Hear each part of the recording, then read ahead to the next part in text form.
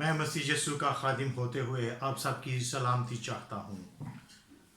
آج پوری دنیا کرونا وائرس کی وجہ سے ذلت کی موت مر جانے کے خوف و ہراساں میں ہے کہ ہم ذلت اور رسوائی کی موت مر نہ جائیں، لیکن ہم مسیحی لوگ اس بات پر یقین رکھتے ہیں کہ ہم اس ذلت کی موت میں مر نہیں سکتے۔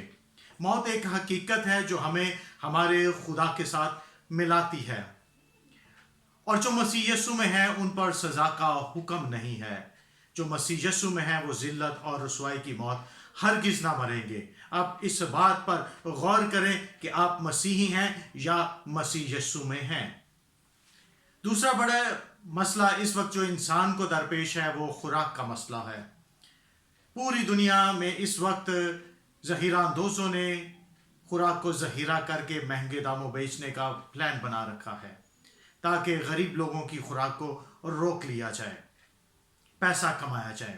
لیکن ہم اپنی تمام تر توجہ اپنے زندہ خداوند کی طرف لگاتے ہیں جو ہمیں زمینی آسمانی برکات سے آسودہ کرتا ہے۔ بائبل مقدس میں لکھا ہے کہ تو خداوند اپنے خدا کی عبادت کرنا، تب وہ تیری روٹی اور پانی پر برکت دے گا اور تیرے بیچ میں سے بیماری کو دور کرے گا۔ ہم دعا مانگیں۔ مبارک ہے تو اے خداوند کائنات کے بادشاہ جو زمین سے اناج اور بیل سے پھل پیدا کرتا ہے۔ اس لیے سب کی نظریں تجھ پر ہیں کہ تو وقت پر ان کو ان کی خوراک دیتا ہے۔ تو اپنی مٹھی کھولتا ہے اور ہر جاندار کی ضرورت کو پورا کرتا ہے۔ خداوند خدا، ہم اپنے آپ کو، اپنے خاندانوں کو، اپنی کلیسیاؤں کو تیرے بیٹے یسوع کے وسیلے سے تیرے ہاتھوں میں دیتے ہیں کہ تو اپنے لوگوں کی ضرورتوں کو پورا کرنا اور اپنے بیٹے یسوع کے لہو کی مہر اپنے لوگوں پر لگا دے تاکہ خداوند خدا کوئی وبا تیرے لوگوں کے نزدیک پھٹکنے نہ پائے، بلکہ تیرے بیٹے یسوع کا لہو تیرے لوگوں کی حفاظت کرے۔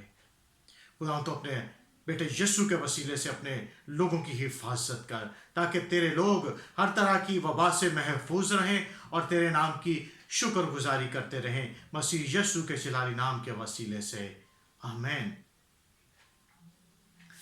ہم اکثر رہائی پانے کے بعد